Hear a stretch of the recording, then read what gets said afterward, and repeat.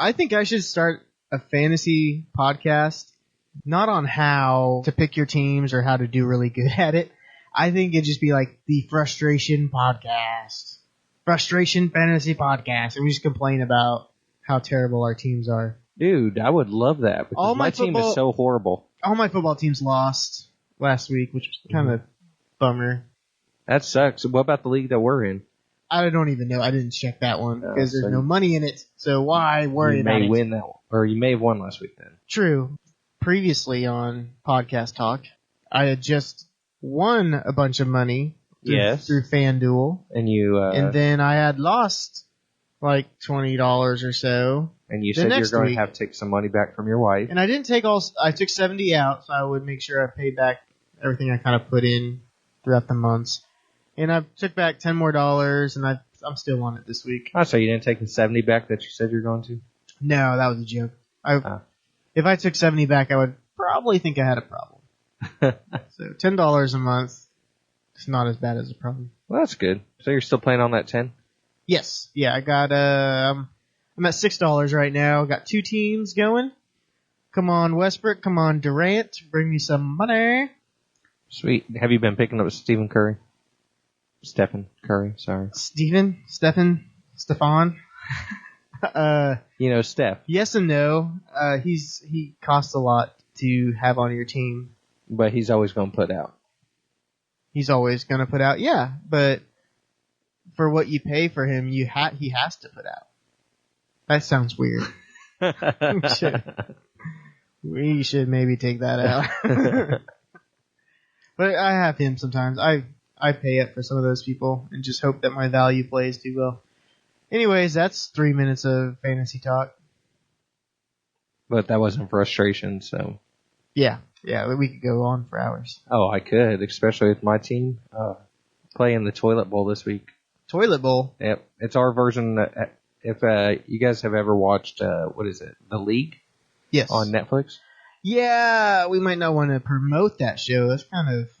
It's a funny show. It's pretty funny. Season 1 was pretty funny. Then it kind of got a little Anyways, in that show, the last place teams, or the 2 last place teams, they play in the Sacco. Well, that's our version of the Sacco is called the Toilet Bowl.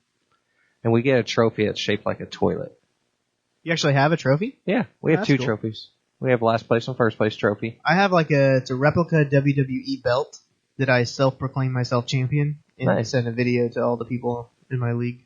Yeah. Telling them how they suck and how even though I didn't win last year, I'm still the champion. That's a little either arrogant or cockiness. I'm just, sometimes you just got to let people know where they stand. So my first year in this money league, and I'm going to take home a trophy. It's just not the trophy you want. This is true. Because also, if I do take home the Sacco or the toilet trophy, next year I become the sticker person. So the person who does the board, nobody ever wants to do that. And I have to dress up as a inappropriate girl. Wow. Yes. Is this a public draft or? It is a public draft. Oh, that's even worse. Yes. Oh man.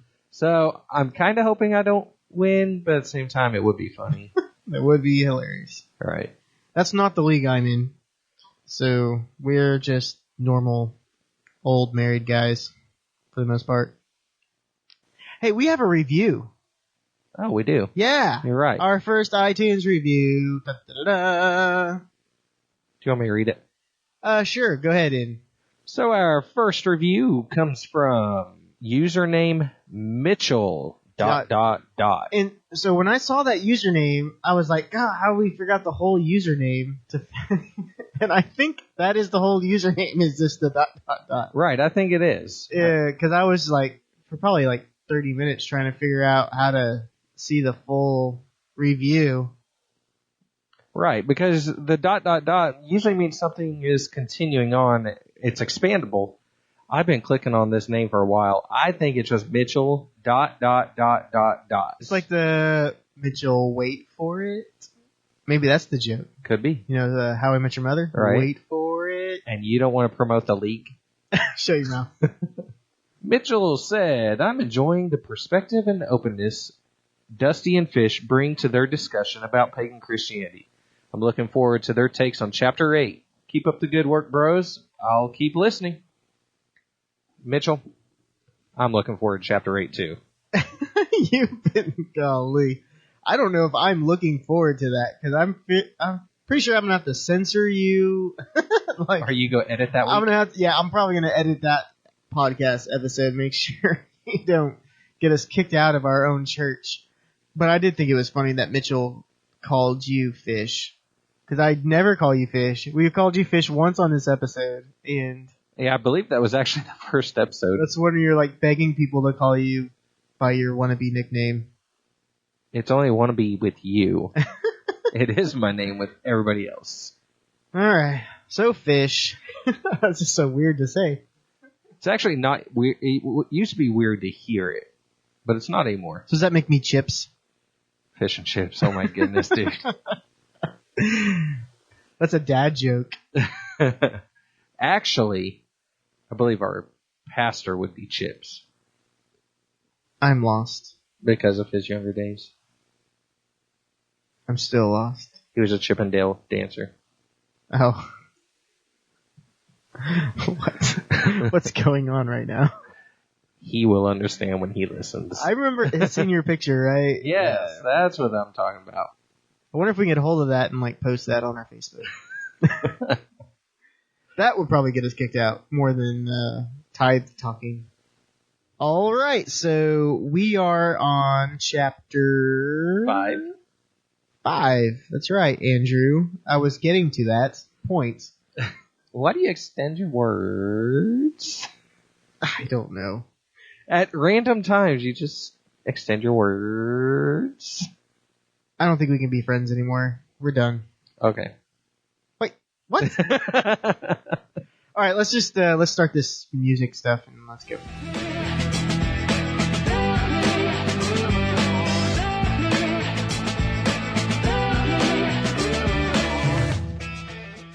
Chapter 5, The Pastor. Obstacle to every member functioning. It's a pretty aggressive saying. That is a very aggressive saying. That is really accusing every pastor to being a hindrance to people's spirituality. Everybody's spiritual growth and their walk. You're right. I agree with that. Probably one of the first chapters I didn't really agree with too much since we've started reading. Yeah, I thought some of the things were kind of a stretch. I mean, there's other things I do agree completely with. Right. It's like a little too much. A little overboard. Oh, yeah. A little too much conspiracy theory. Which is my right up your alley. Yeah. Right. I kind of figured you'd relate to this one a little bit, but at the same time, it touches home with you because of your past and your potential future. My potential future? Right. What's my potential future? You want to get back in the ministry. Well, yeah, but... Ooh, fail on me. Alright, so here's why Dusty and I did that, or just oohed that. Every podcast, normally when we're starting out, Dusty gets a text, and I always yell at him, turn his phone off. People like me, Andrew. And I always mute my phone. This is the first time you guys have caught me with my phone going off. Not on silent. I'm enjoying this. Bad dog. Bad dog. I'm spraying my nose with a water bottle. As I was saying, this hits a little close to you because you have been on pastoral staff before. Right. Well, I am an ordained minister, so if anybody's looking to get married, want a celebrity, I can totally help you out. No, but for real, I am an ordained minister, and not by the way of the internet, but by the way of serving on staff at a church. And I felt the call of ministry at a church camp when I was in high school. And really, a call to ministry, the question is really like, what is that? Like, traditionally, it's, if you feel the call of ministry, then you are called to be a full-time pastor, a full-time evangelist, full-time missionary, something full-time, like your career. Like a call to ministry is traditionally your career choice for your life, is into something full-time ministry. Could I have a call to be a student? Are you? I mean, you're still in school and you're 30? Well, 29. No, I'm 30. No, you're 30. You're 31 soon. Soon. Yeah, I think so I have a call to be a student. if you're not called to be a student, I mean, you're sure acting like it. I don't even like school, but I think I have a call to be a student. All right, finish what you're Did saying. God call you to be a student, or did you decide that, I'm going to use my gifts and my talents? I think that's what it was. I'm just going to use my gifts and my talents to be a student. So you LeBron James God and said, I'm going to take my talents to college, That's true. community college. No, not community college. No. University. University? Yeah, I'm at NSU. Oh, the U stands for university. Not CC. Right. So I started my calling. Going back to my calling, I went in when I graduated high school. I moved out of my house. My parents, mainly my mom, was not like super happy because it was supposed to be a summer internship, but then I just never came back home, and I ended up as an intern and then as an associate pastor at a church for about 8 years. That was considered fulfilling your calling into ministry. And I'm really kind of, as I'm not in full-time church ministry, and it's not really because I don't necessarily want to be. Let's just say I made some stupid decisions as a 21-year-old kid in trying to hide your sin, because it's kind of weird if you confess your sin, but yet you're in a minister position, even as a leader in a youth ministry when I was a youth leader. It's hard to confess your sin, because if you confess your sin, you're like booted out of that area. And so if you're called to ministry and if you confess your sin, you basically lose your calling, right? Because no church wants a porn addict or whatever you are to be Anything. to be a anything. youth pastor, worship leader, anything like that. So you just end up hiding it, and that just makes it worse.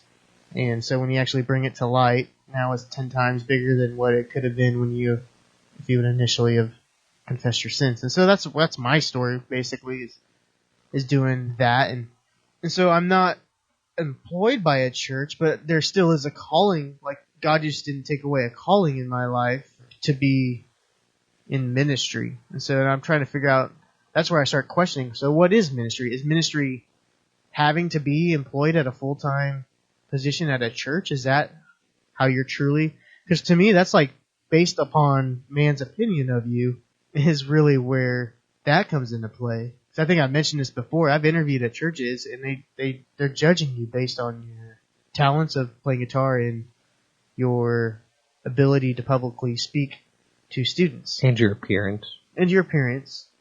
Because if you don't fit their little mold, they're not going to hire you. Right.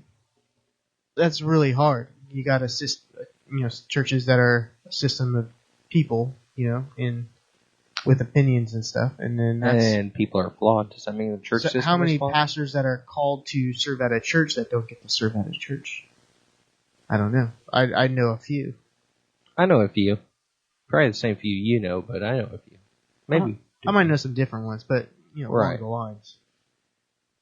And it's usually like they struggle with the sin, and then even it could be years later, and then somebody comes back from an old church and says, "Hey, this person struggled with the sin," so now they're out there running. Now they're it could have been 5 years ago, and now their church is kind of just like that, because everybody's scared of scandals and stuff. But ministry, pastors, that's what we're talking about. That's right. That's why we're talking about you. All right. So one of the interesting facts. Stop saying all right. It's not just all right. It's all right. So one of the interesting facts that I read in this chapter was that the word pastor is only mentioned one time in the Bible. Yeah. What was the verse that is? Oh, I actually have that right here. Hold on. Ephesians 4:11, and he gave some as apostles, and some as prophets, some as evangelists, and some as pastors and teachers. So that's the only verse in the Bible that you hear bringing up the word pastors. Right? Oh, sorry. New Testament, not just... Okay, New Testament. So that's the only New Testament verse that we hear that. So, and I think the book says something about, there's like 2 or 3 verses about snake handling, and so that's more of a New Testament thing for churches to do or something like that. Right, there's more evidence for snake handling than there is to be a pastor. Right, and so, that's a little extreme to me, but really what is interesting...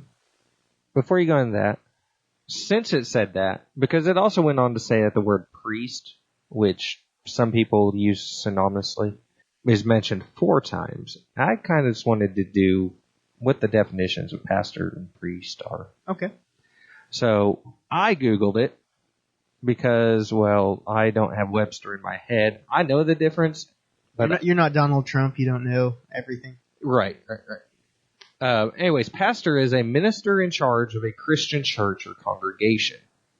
Okay. Priest is an ordained minister of the Catholic, Orthodox, or Anglican church, having the authority to perform certain rites and administer certain sacraments, such as the Lord's Supper. And so then I went one step further, and I wanted to look up minister. And minister actually came back... I liked its definition. It actually came back as servant or waiter. So I'm a minister of TGI Fridays. Oh, you could, yes. Because it also did say waiter. Mm-hmm. So yes, you could be a minister at TGI Fridays. And that's what, the book did talk about that. It said, the word minister is more servant, but whenever we talk about, hey, my minister, they're talking about their full-time pastor. Like they've ended up combining minister, not to be necessarily a servant, but somebody who's in full-time ministry. In the early church, they didn't really have pastors per se like we do now. The Catholics had their priests and all that. And so then what I wanted to know, and actually what the book discussed next, is where did pastors come from, or where did the pastor come from? And the book does go into this long transformation It really does. process. So, Andrew, give us the cliff notes. I know you love just to ramble on and on and on and on and on about historical stuff, but I'm tired. So what I'm understanding, Dusty, is although the word pastor is only mentioned once in the New Testament, the New Testament alludes to a pastor. However, there have been some civilizations, the Nicolaitans, that believes that Jesus is condemning the rise of an early clergy in Revelation 2:6. So really, I don't know where the pastor came from. Well, the book does talk about how since the fall of man, since Adam sinned, we've been searching for some connection, something to help us connect with God, whether it be a witch doctor or a pastor or a priest or a prophet, something to help us get closer to God. Because since Adam sinned, we lost that connection. So I think pastor is found throughout the Old Testament, throughout the New Testament. It's just, I think the problem is that it's morphed from the servant mentality to the pastor is the preacher. That's the same thing. The pastor is the minister. That's the same thing. The pastor is the priest. The pastor is our connection to God. The pastor is a priest for non-Catholics, for non-Catholic churches. Pretty sure that's what the definition alluded to. Oh. A pastor is a non-Catholic priest. It acts the same. The roles are the same. A pastor is a minister in charge of the Christian congregation. But a minister is a servant. Right. That's the word. Right. And so the pastor is a servant of Christian congregations. Yes. But yet... Because if you look at it, the pastor is the ultimate servant. But yet when we look in Christian congregations, the pastor is the main speaker. The pastor Right. They are idolized in the church. They are put up on another pedestal. They are the highest paid. Right. But they are still a servant. In a sense, yes. I know our pastor, he doesn't just talk the talk, he walks it also. But our pastor is also like the head. Like it is whatever he says. Well, not necessarily, because there are people above him. Let's be honest, though. Like he does. There is some he does answer to people. There is some accountability there, but right. For the most part, matter of fact, he is accountable to the elders and to the overseers. Right. So he does have accountability. He is definitely the highest paid in our church. Yes, I still think he's also one of the biggest servants, or he is the biggest servant in our church. Well, he should be. That's right. That's the call. But he still has people over. Well, and the people over him is mainly just for accountability because right. we've seen so many, we've seen so many times now, especially that the power goes to your head, and the power goes to people's head, and even with me and my struggle with the sin, the power and not wanting to kind of be transparent because transparency meant losing position. That's where it's hard, because once you kind of get sucked in that role or get in that role, it's, it's nice. It's nice to be the guy that gives the orders and not the guy that has to just follow kind of blindly. Very nice. I agree. So I already kind of told you what stood out to me. Anything stand out to you? I mean, this chapter is probably a little more against the pastor role than I am. Right. Then, I think there is a need.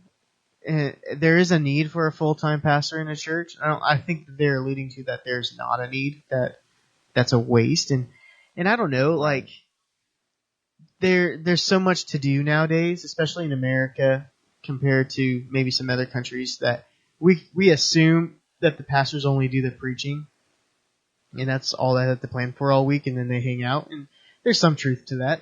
But there's also, like you said, there's other things when it comes to serving people. We used to call it other duties as assigned because as a pastor, you never knew what was going to walk through the door that day that you were going to have to deal with. There was one day we were at the office and a parent called and said, "Hey, I'm at work and I have 2 kids at home, and one of my kids put this." It wasn't a washer. It was like it was really weird. It wasn't like a normal bolt. Like it was like I don't really know what it was. And I'm trying to describe it and show hand signals. And it looks really terrible. It could have been an anchor by how you are portraying it on your finger. This looks dirty. I'm glad this is an audio podcast. So yeah, but whatever it was some kid put something on his finger and he couldn't get it off. And that was our ministry for that section of the day, we called it other duties as assigned because you just never knew what was going to come through that door. You never knew if there was somebody in need that you're going to have to find some work to do, so you don't just hand out charity money all the time. But you'd get those calls with, my kid's got something stuck on his finger. Can you help him get it off? I'm like, really? That's it? Nice. Easy day work. But that's the servant mentality. I mean, I think the pastor role should be more than that, or should be more like that. Not necessarily focus on the Sunday show, but focus on what can I do? How can I help you in your life, in your physical life, as well as your spiritual life? Because Jesus didn't just meet the spiritual needs of everybody. He met physical needs. We talked about this at our house church last night, that, he fed the 5,000, but there was plenty of time for them to go and get their own food and go to get their own lodging. But no, he took that time to help minister to their physical needs as well as he's been teaching their spiritual needs all day. And so I think it's important as a pastor even to not just meet our spiritual needs throughout the Sunday service, but the physical needs throughout the week where real life is. I agree with that. And I use I agree and I disagree. I do believe that the pastor still needs to worry about, the Sunday message, because we can't just go about and expect everybody to go into this house church mentality where we have an open participatory meeting, we're still going to need the brick and mortar churches as a place for those people that don't know about a congregation that may be meeting next door to them. I mean, they still need a place to go, and the pastor is still going to be put in that position of preaching a Sunday sermon. I disagree. I really think that style is not reaching as many people as we'd like to think. There's, like, our church is growing, but for one church that's growing, there's 10 that are failing. And don't fact check me on that. Okay? Oh, I am checking it I don't right know now. the true numbers, but I can tell you that it's pretty dang close. Well, Google says. You're not a Googling, you liar. But like, and a lot of those, even a lot of that growth from churches to churches is just church hopping. It's churches closing down so that there's people that need to go somewhere else. And so then they join another church, and then we're like, yes, you're a growing church. But no, you're I disagree. Our church is a brand new church. I mean, it's 5 years old, and so right. it's a little different. But it will plateau in this town. Okay, our back door of our church is just as open as the front door. We're getting a lot of new faces, but we also lose a lot of people. And then they go to another church, and then that church is like, yes, we got a spike in numbers of growth over here. It's just transferring members. Maybe in other churches it is, but even with our back door being open, our front door is getting a lot more. So then here's the second traffic. Part of that. Okay, so yes, we have salvations on Sunday morning. That happens. We have baptisms. We're probably one of the higher churches in our area, in our state, even in the baptism rate. We're growing really fast in the Baptist, area. And so, but with that, people are getting saved, but yet we need to make sure that there's spiritual transformation. And I don't think true transformation happens by listening to somebody speak once a week and then go out and do nothing with what you heard. No, but true transformation does occur because that person is there speaking to them and allowing or helping them get connected to somebody else. Where's that somebody else? Somebody in the church.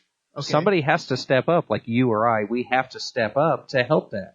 And then we can get them to come to one of our house churches and do an open participatory style of service. Why can't somebody just invite their friends to their house for a Bible study? Do it. I mean, they can. That's what you're saying. Is that can't happen. What I am saying only on Sunday morning.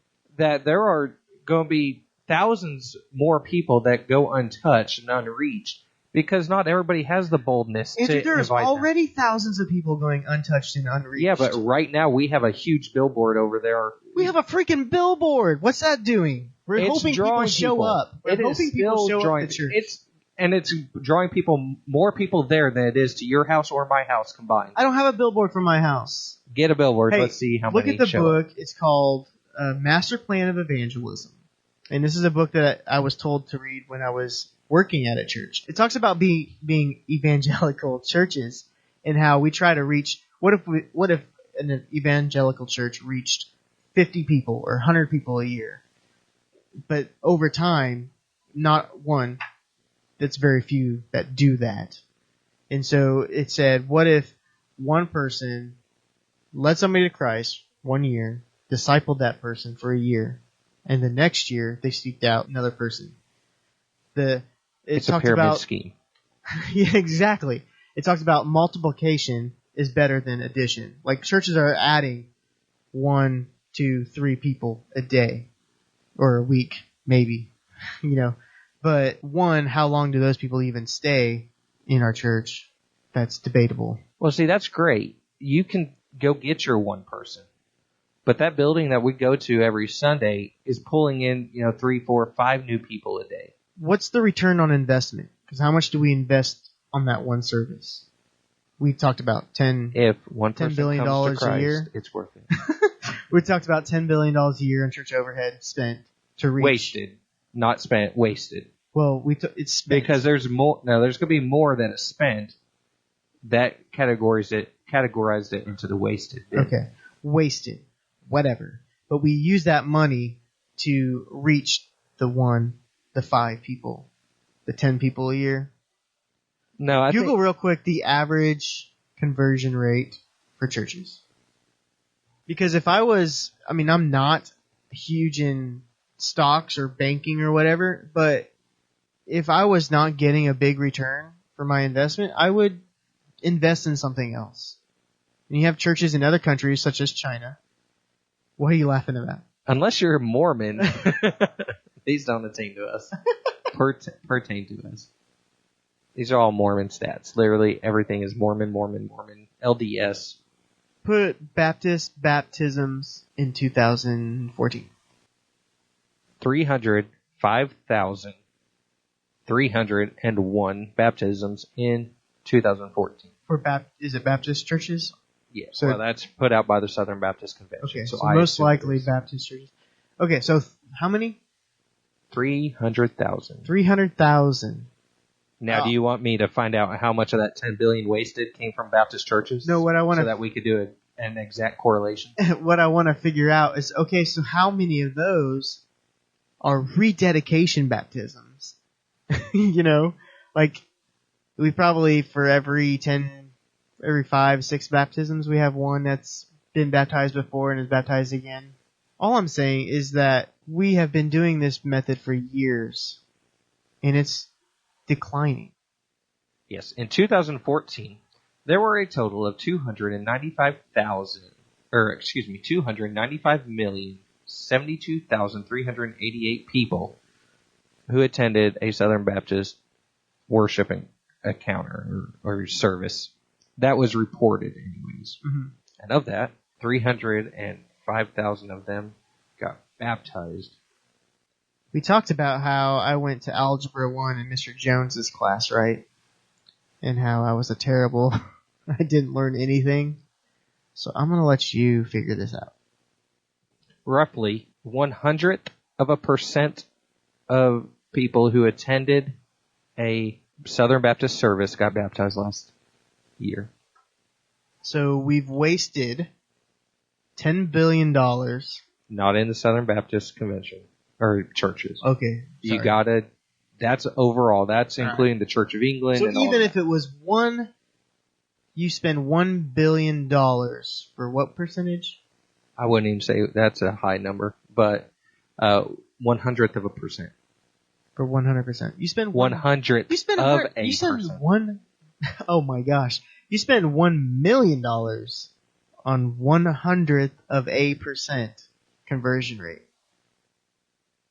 That is crazy. That is crazy. That is actually fun doing that work.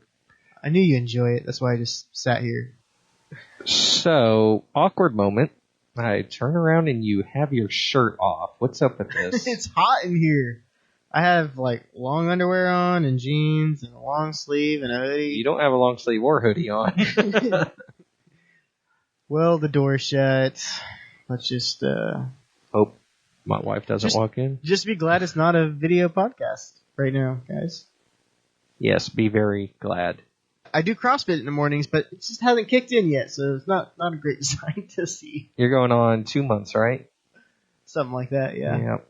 Seems like forever. Have you gained weight? No. No. Have you lost weight? Yeah. How much? Not very much. Probably 7, 8 pounds. Yeah, that's a horrible return on investment. Not really, because I can lift my terrible fat butt now. I mean, I can. I used to be able to do 5 push-ups at a time, and I just did 20 this morning, and no problem. So I'm getting stronger and leaner. I've been complimented on my face isn't as fat as it used to be. All right, let's get back to our. We were talking about pastors, and we ended up doing math about how many people get saved. Right. What the heck happened?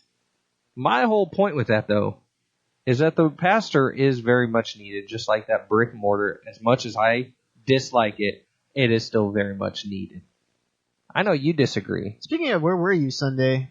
I was at my dad's church in Dang Missouri because it was Thanksgiving. Dang it. Well, Sunday wasn't Thanksgiving, but the holiday was just 4 days before that. Whatever. So, and who are you asking where was I Thursday? I was actually there. So shut it. I like how you put actually. Oh. Well, that's the thing, I disagree. I believe that there's a place for it, But I don't believe that's the end all, and I don't really believe that's the best place if you want a true life transformation to happen. You can hear the best sermons, but if you don't have anybody that's challenging you throughout the week or that you can really be open and honest with, I don't see life transformation by walking in, shaking some hands because they locked the sanctuary doors. They don't want you in. Go sit down early, so you have to sit outside the door and wait. So you kind of awkwardly talk to people, make small talk about Ronda Rousey getting knocked out or whatever events going on at OSU beat the Oklahoma State Cowboys. Really? OSU beat the Oklahoma State Cowboys? Oh my god. So you're saying they beat themselves? It wasn't. It wasn't. Who cares? Baker Mayfield. We talk sports, okay, and we make these casual conversations. How you doing today, brother? Oh, I'm doing good. But we're really not doing good at all. I'm doing good, but you're really I am 2 days away from getting divorced right now. Well, don't lie to them then. That's where life transformation happens. Okay, but in that setting, I've been there. I am divorced, so I've been in those conversations where somebody's like, "Hey, how you doing?" And you're like, ugh, "Do you really want to know, or is this just a casual conversation?" And it was mainly just a casual conversation. It was just trying to, and so the only people I could talk to were the close people, the people that I hung out with, the people that knew me, and not just the perception of me, I guess. And so I have a lot of friends at our church. I love people at our church. But honestly, I can tell you how many people I hang out with at that church. It's maybe 3 or 4 couples that we actually spend more than Sunday morning 5 minutes talking to each other with. And whose fault is that? You got to make the best of it. It's a two-way street. It is a two-way street. But really, how many people do you hang out with on a regular basis? I avoid a lot of people because I am antisocial. So you can't really use me as an example. Because from our church, let's see, I don't hang out with anybody. I come visit you at your work occasionally. Yeah. I meet you online, I play Call of Duty and stuff, but... No, we haven't done that yet. No, because I asked you and you said, no, I'm playing another game. Wow. I wasn't playing another game. I was in Missouri. That was my answer. I'm Family in Missouri. Or friends?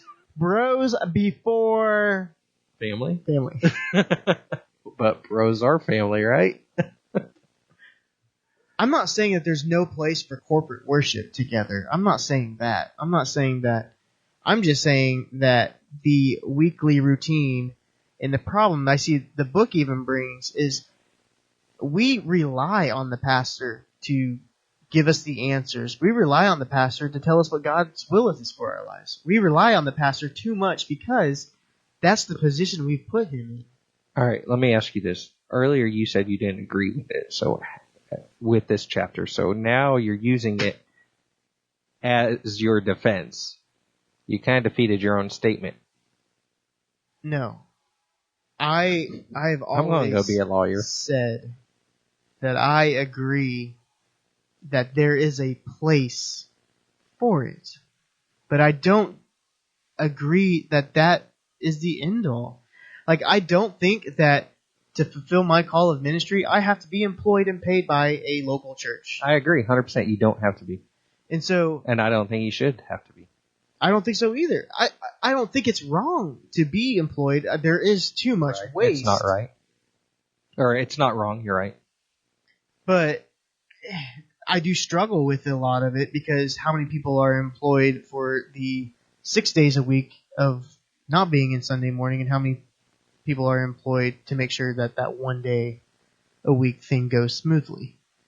That's where I struggle with, because we're counting on people showing up 1 day a week and then taking that sermon and applying it to our lives the rest of the week when we have no accountability. No, really, we're relying on people to show up that 1 day a week, as you said, but then getting connected with a house church or with a body of believers to grow more and to have that accountability as you're speaking. You're saying you have to have brick and mortar. You have to have the 10 million. I'm not saying you have to have. I am saying it is beneficial. Yeah. Well, in this time, because people are so used to just going to church. If you said, hey, we're just having a house church, they probably think you're a cult. And so in this time period that we're in, especially in the Bible Belt, where we have churches on literally every corner, especially on the main street, even across the street from each other, because you say this, there are so many stinking churches here. Next week, I'm going to have a list of the names of churches in our town. We live in a small town. Well, relative. Was it 30,000, something like that? Right. 37,000. Small is relative. I mean, this is big. I mean, I grew up in a town in Iowa. Go Hawkeyes. By the time this podcast airs, we might have won the Big Ten championship or most likely lost the Big Ten championship. You'll probably win. I'm hoping we win. You'll probably win. But I grew up in a town of 500 people. So when you say small town, I'm like, dude, we got more than a stop sign. So we're good. Right. Matter of fact, we have 5 stoplights within a quarter mile of each other. Actually, over there by your house. It took me like 10 hours to get here, Andrew, and I'm only 3 blocks away from my work. So, yeah, there are some funny names of churches in this town. I'm going to have a list of them next week. Like that one behind Walmart. What's that one called? I forget. But it's funny. So, off topic. But I think that the churches nowadays are important because when people look for help, that's where they're looking for, is the building. That's what I said earlier, and you argued with me. Well, freak, but what I'm saying is that is not right, but we have made that the standard. And I think that that's where we've messed up. I really think that having a pastor that you have to look at to get all your spiritual guidance from eliminates the whole point of why Jesus came to give us that priesthood, to be able to speak to him directly. We don't need to wait till Sunday morning to see what a pastor preaches. Because, we plan, as pastors, you plan the sermons out months in advance. And the only time that you change it is when the tragedy happens or something that you have to change up what you're preaching about. I don't know. I just kind of got lost on what I was talking about.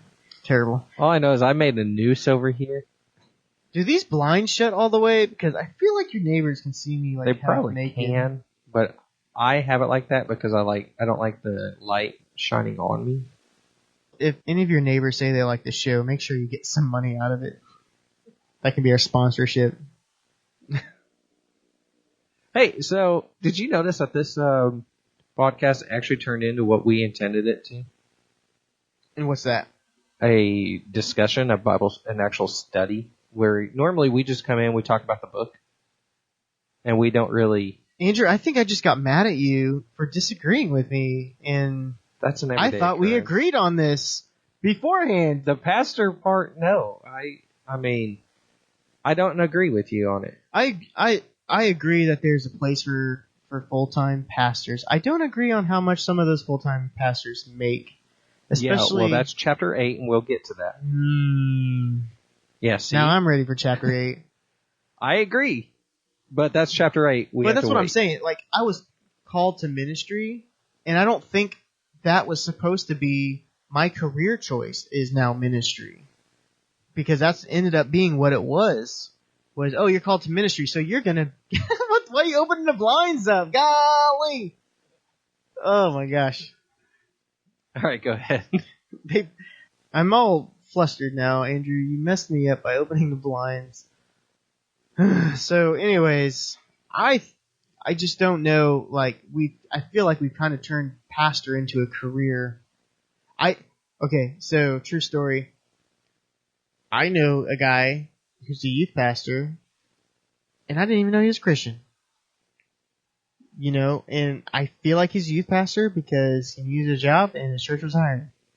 That's the kind of... Wow. Like, it was just kind of like, oh, really? You're a youth pastor? And to me, like, it's not for every pastor. I can't say that because then all you need to do is take one pastor and prove me wrong. But no, because... I don't think pastors get in there trying to get the money because they do make less money than most people in some areas. Right. And not all of them. Right. But a lot of them make, bukus. Because a lot of them, they're based on just like we base a business where you get a raise every year. And so after 20 years of being a pastor, you're up to $80,000. And that's pretty ridiculous. You got a full retirement. Well, why would you retire? You're making $80,000 a year to preach on Sunday morning. Well, it's more than just that. Yeah. I keep our pastor busy, dude. Well, our pastor, he doesn't make $80,000 a year. That's what I'm saying. No. He's not a guy that should retire. But even that's not what I'm saying. A lot of people use their pastor as their confidant, or if they're having trouble at home, they call him over and they will show up. If somebody's at the hospital, they call them, they show up. But truly, that's what deacons are for. Deacons This are is true. to meet the needs of the few people. They're to help the church grow in that aspect. They're supposed to find the needs of the people. You're right, but I call my pastor. I mean, it happens that one of our elders / deacons is my house church leader, so I talk to him on a regular basis also. That's what I was going to say. If you had because our pastor changed his cell phone number because all the people just like to call him. Right, and he didn't give it out to a lot of people. And he don't have time for that. And it's really awkward when somebody goes, "Hey, did your pastor change his phone number?" And I'm like, yeah. Because then they're like, "Can I have it?" I'm like, Nope. Did he give it to you? You're not on the list. You know, it was actually funny. I was on staff at the church at that time, and he didn't even give me his number. You were on staff, but you didn't get paid. This is true. That wasn't on staff. It was volunteer. Actually, technically, with our church, it is. We have tons of staff people. No, now they all get paid. Yeah, it's true. Staff do. Volunteers do not now. I think I was the last. I think we call them volunteer staff now. I think that's the terminology, so we can tell the difference. There's executive staff, and then there's volunteer staff. It's silly, but whatever. Well, we need to wrap this up, Dusty. We're going on. So what did we learn today, Andrew? That we don't agree about pastors. Well, what was your position? I don't even remember what your position was. My position is I believe we still need them. They are very useful. I do not agree with Frankie with his approach to the pastor, more or less saying or making you feel that the pastor is unneeded. I feel the pastor is needed very much. The pastor is usually and is supposed to be the biggest servant in the church. And I agree with that. I think our pastor is. He fills that role perfectly. I rely on our pastor heavily. I know when I'm having personal issues, he's been there for me in the past. And maybe that's why he didn't give you his cell phone number. Probably. Because I've called him a lot. He's come over here at 2 a.m. before. A few times, actually. So, anyways, my position. I don't agree with Frankie on this stance, per se. There are some valid points, but I feel that the pastor is very much needed. And, yeah. I mean, I think the pastor has a role in the church. My problem is I think we put too much on the pastor, and I think some of it is laziness on our part to not do our own spiritual growth. You know, we use our youth pastors to raise our kids right. We use our children's ministers to teach our kids about God and pray with them and read them the Bible. So there's parts in there that I think is why Frankie is a little more harsh against the role of the pastor, because the pastor is taking the roles that we should be doing, and now we pass those roles off to pastors. Their job is to grow us spiritually. Their job is to train our children right, you know. And I do think, I mean, and part of the whole pastor role thing is, I think that, you know, because I am a little like against the brick and mortar service stuff, you know, and the how all this money and time and effort and people, clergy that we pay goes to make sure the thing that we do 1 hour a week, or maybe an hour and a half, depending on how long our pastor likes to talk, make sure that goes smoothly. When we have how many hours the rest of the week are where people are in their real lives being real with people, they could use more guidance in those times. I think more serving in those times. And we just expect people to show up to this 1 hour a week program that we put on. That's where I struggle with it. See, what I just picked up from that is you're struggling from us expecting people just show up. It shouldn't be that. We should be expected to go out and get the people. Well, I'm struggling with the minister should be the servant. And The yet, minister is the servant, but we are also called to be servants. we're all ministers. Exactly. So go But be a minister. what I'm saying, though, yes, that is true, but where do we act that out right? That's what I'm saying. Our church expects us, and they tell us, and they want us to go out, and they want us to be the change. Well, we, let's do as something humans, to be the change besides as you and I, have not gone out and been that change that the church expects us to be. Would we do that if we didn't have to plan and do all this stuff to make sure 1 hour a week goes well? I wouldn't. I'm just straight up too lazy. You wouldn't? I mean, I think of the times. You know what I would do? I'd go right down the street to that church. That's what I would do. So you're the problem, Andrew. We're all the problem. Well, I don't see you doing anything about it. What? I'm not going to church. I'm leading a house You're sitting church. here complaining about it, but you're not changing. And then I what am you do in changing. your I'm house church is challenging you complain things. about it. I complain all the time. I know. About everything. Trust me, I know. And I argue it all the time. I am looking for the change. I want to make sure I'm right before I just go out and do something. I'm not just going to go out and do something to try to prove it. I want to make sure that this is not just a personal feeling that I have, that it is really God leading a culture to be closer to Him by doing life with Him more than just 1 hour a week. And we talk about the waste and how many people are paid on church staffs to make sure that we have the right graphics for Sunday morning, to make sure we have the right sermon for Sunday morning, to make sure that we have the right sound for Sunday morning. And yet, Monday morning comes along, and we have one pastor that might go around and do some stuff. Not on Mondays. That's the day of That's rest. the day. That's their day off. Okay, on Tuesday. There we go. On Tuesday, we can call. Yeah, and again, that's chapter 8, because that all ties into the clergy salary and all that. I'm saying their roles. I know, but that's wage. I'm saying salary just because they are paid by If we're us gonna get to into- lead us. Do we have a chapter where we get into roles? Actually, we do have that. We have a role play chapter. I I threw my book on the ground because I got mad at you. I don't want to pick it up. I know. I thought that was funny. I started laughing. I guess we are in the pastor. It doesn't say the lead pastor, because we have multiple pastors in our church. I think you're right. I mean, we're kind of focusing on the lead pastor role, but a music minister is a servant through music. Yeah. Youth pastor. And they focus on the one service a week. A youth pastor who they're a little different vibe. If you met some youth pastors, some say they don't do anything. Some say, I mean, it's almost like having a house church, being a house church leader. It's a really relational thing. It's they have 2 services a week because they usually can't get out of the Sunday service, so they have to do something in that service also. But then they have the Wednesday night services, which is their big change your life service. But even when I did youth ministry, we actually had small groups that broke out because we knew the importance of small groups, and that if we just had them come in and sit down and watch the show and then leave, that wasn't going to be enough. And so we used that to help build relationships. And that was pretty powerful stuff. It was very effective. Why don't we do that in church anymore? Well, we kind of do with house church. That's our What I'm saying, we had Sunday school and small group Sunday night, you know. Right. What I'm saying is like during the service, because house church, I mean, I only have like 6 people. How are we going to crank people in and out if we do that, Dusty? Exactly. We got to make the moolah.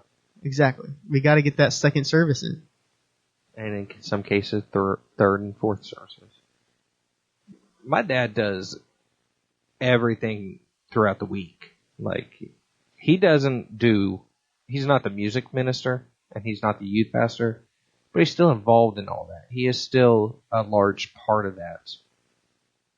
I mean, for Pete's sakes, my mom, I know it's not my dad, but my mom does those slides. Is that different that your dad, I mean, and they're pretty good servants though too. I mean, your dad has been a youth pastor for basically no pay for years. My dad's been a pastor for basically no pay. And your dad's been a pastor, so your dad is a servant. Your dad's not a career minister.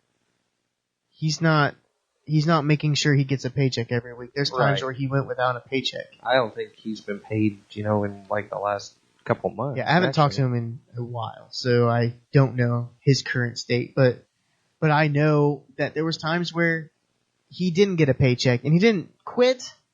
No. He continued to do his job. And he just invested more of his money into the church. Exactly. And so those are the kind of people that are pastors, that are great pastors.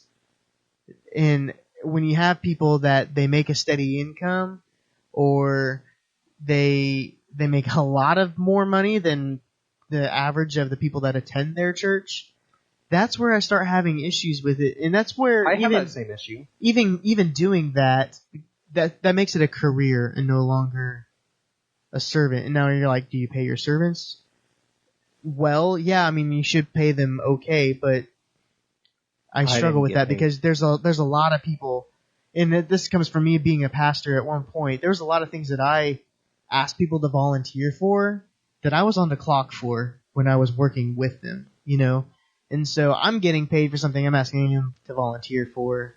I'm getting paid for my time at that same thing, that same event or whatever. And so now, like, being on not full-time staff and getting asked to do, like, I did our graphics and stuff and video illustrations for our church for a while as a volunteer, and there was kind of a thought of maybe it would turn into something in the future. I'd be able to work for the church or whatever. And finally, like, I was working overnight shift, and I was trying to, like, start a business, and so I just, like, I don't have 10 hours a week to be working on these video stuff, and so I kind of bowed out of that. Jesse, I gotta cut you off. We have to wrap this up. I'm sorry, guys, for going on some rants. Hopefully you guys feel the same way. Leave us an email or a comment or a review would be nice. That would be great. We've asked you guys millions of times. Mitchell's only our only friend on iTunes. He's the only one. And he gave us 5 stars. Ooh, thanks, Mitchell. Yeah. I didn't even notice that. So, Mitchell, we know you were lying about the 5 stars, so tell us how we can be better. Right. You can send us a private message on Facebook or, I don't know, email us. So that'll wrap us up for this week. What do we have coming up next week, Dusty? Is that the costumes one? Next week, we're talking about church costumes. So that'll do it for this week. Have a good one, guys. We'll see ya.